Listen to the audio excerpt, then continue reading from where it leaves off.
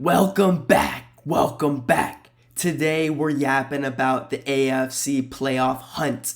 These three AFC teams are in a close race. They still have a chance to get in. Let's go! In the AFC, at the moment, I believe there's three teams that still have a chance to make the playoffs, are not fully out of it, have a 30% chance or greater. The first team we're going to talk about is the Houston Texans. Man, this team is on an absolute heater as of late. 4-game winning streak to the date. Just beat the Colts, division rival, in their biggest game of the season. Let's not forget about that comeback against the Jaguars, the best of the season.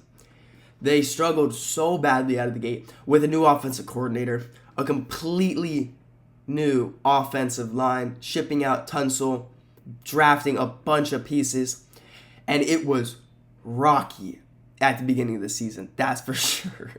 This dude, Stroud was getting hit every play. They couldn't develop any plays down the field. It was Nico Collins' little fade routes 10 yards down the field for a first down. It was a struggle for this team the first couple weeks of the season. Since they're played better, Stroud was out a little bit. He's came back for this past game, but even before that, the O-line was showing massive improvements throughout the year. Stroud was finally getting protection. He could finally trust his line now, as you saw against the Colts. They're allowing a 33.1 pressure rate allowed, 1.3 yards before contact.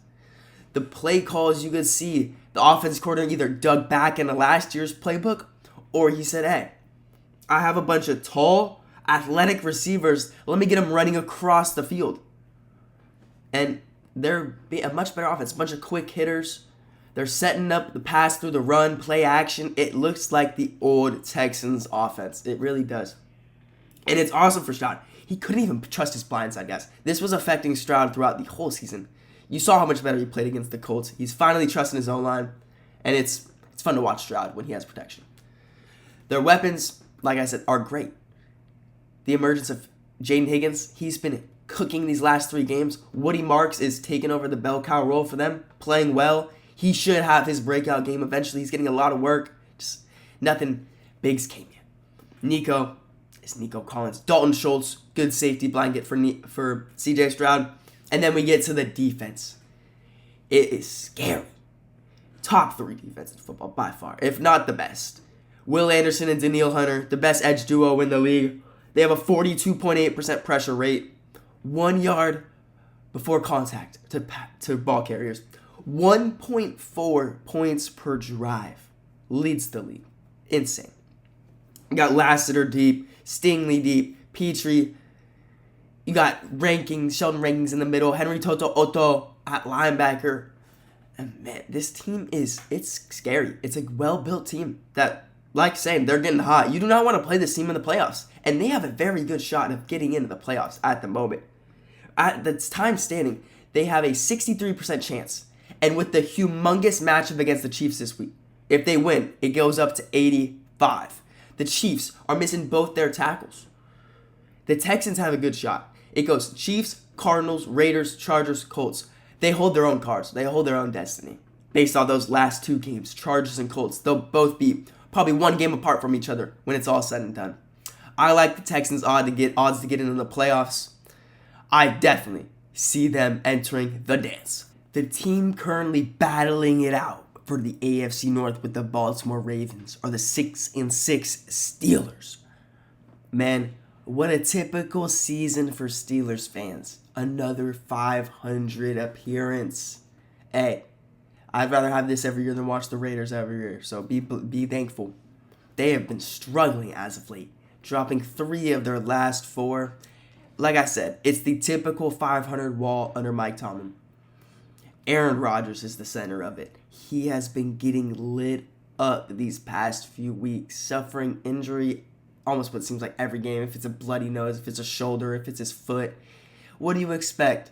He's way past his prime. He's 40-something years old. He's officially washed. You're going to be amazed by what you see on the screen. The Steelers have not completed a pass over 20 yards in the air the entire month of November. Yes, the entire month of November, they didn't have one single 20-yard pass. They combined 0 of 13 for 3 picks over those 5 games on 20-plus yard passes. You cannot sit here and blame the offensive line, which is allowing a 26% pressure rate, 1.3 yards before contact on rushes. That's top 10 in the league. Top 5 pass protection. Aaron Rodgers, you need to figure it out. They need to make a decision. I don't know what is making them throw him out every week. His accuracy is bad. He is cooked. Aaron Rodgers should not be playing football anymore. He should not. Over the last few weeks, they're a bottom 5 EPA offense. What do you expect? All right. The run game has been fine, but it's been taking a hit. Jalen Warren's been iffy. Kenneth Gainwell's been running well. But the defensive side of the ball is described by literally one player, Derek Harmon. Their success or their failure depends on when he's in the lineup. And guess what? He's out this week. He was their draft pick this year. He is the key piece to this run defense. Without him, they have given up 100 yards in every single game. James Cook, Kenneth Walker. There's one more game out there. But whenever he's not playing, they get pounded through the ground. Destroyed. There's no chance.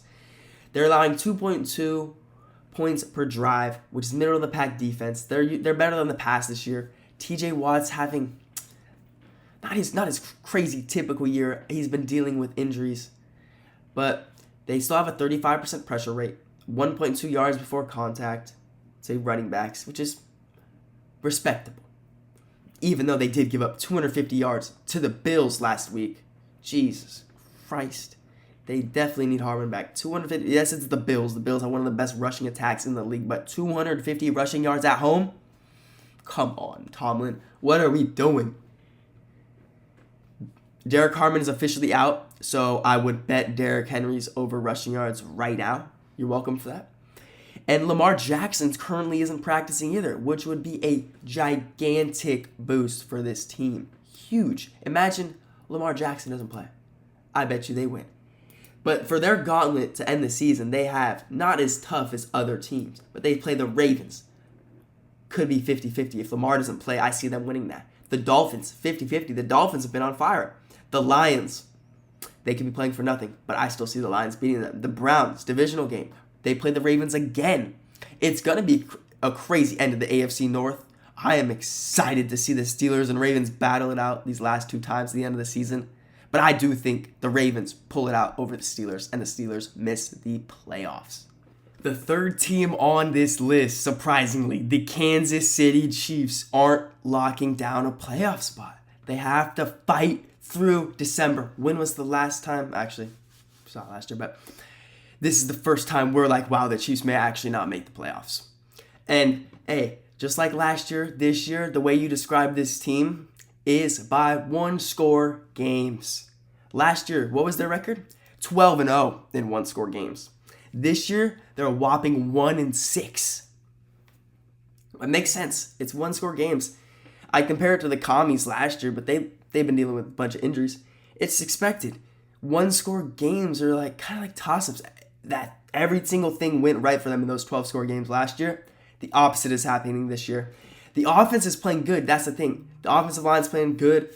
Worthy's playing fine. Rice is playing well. Travis Kelce's playing Dude, he's back.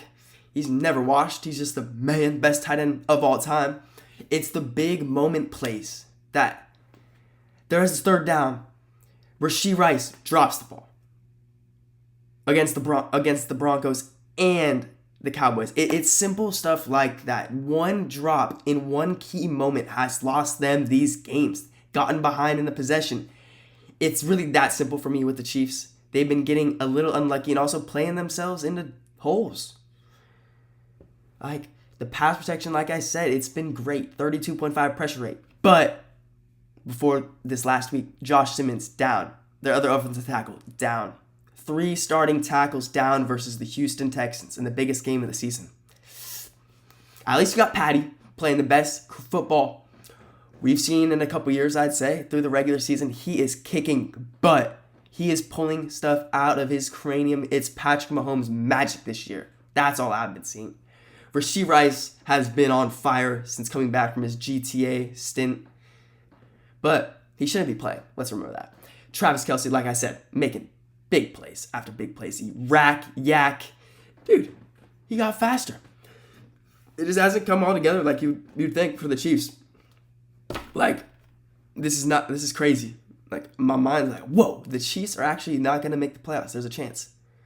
But the team thing that is destroying this team is the defensive side of the ball. I think Spags is just out of his depth now. The game may be passing him by. It's totally failed the team. The pass rush is non-existent. 0 sacks the past 2 weeks of the season. George Karlaftis is going to be one of the worst extensions in our time. What does he do out there? What does the skinhead do out there? He does nothing. Chris Jones has what it looks like hit the age of regression where he's not, it's just, he's old. He's getting to that age where you regress, and he's regressed. They don't get any pressure blitzing for, and they don't get any pressure blitzing, which is how that's their bread and butter, the Chiefs. You know Spags, they blitz a ton. Get ready for the crazy blitzes. They don't get any pressure on blitzes anymore. It's literally like, what is going on in Kansas City? Literally, that's all you could say. Trent McDuffie's been fine, but man, he got exposed on the most viewed game of all time against the Cowboys, bro. That was bad. But hey, he's still a good corner. And hey, from the outlook of the season, they can still get in somehow. Let's be honest. Patty's the type of guy to lose his 3 starting linemen and then just keep winning, if we're going to be honest. But they have a gauntlet. Like I said, they face the Texans. Best defense in the league. Then they play the Chargers, divisional game. The Titans, that's a gimme. But then they play the Broncos, division game, first seed team. And then they play the Raiders, which the Raiders are no wins against divisional rivals. They got to win one. Please, baby. Beat the Chiefs. This is going to be a tough end of the season. I don't see how the Chiefs make the playoffs unless Patty just goes full Emperor mode and does what he does. The Chiefs are not making the playoffs. Do you guys believe any of these 3 teams have a chance to make the playoffs? Like I stated, I believe the Texans will make the playoffs. The other 2, Chiefs and Steelers, will miss. Let me know what you guys think, and I'll see y'all boys tomorrow.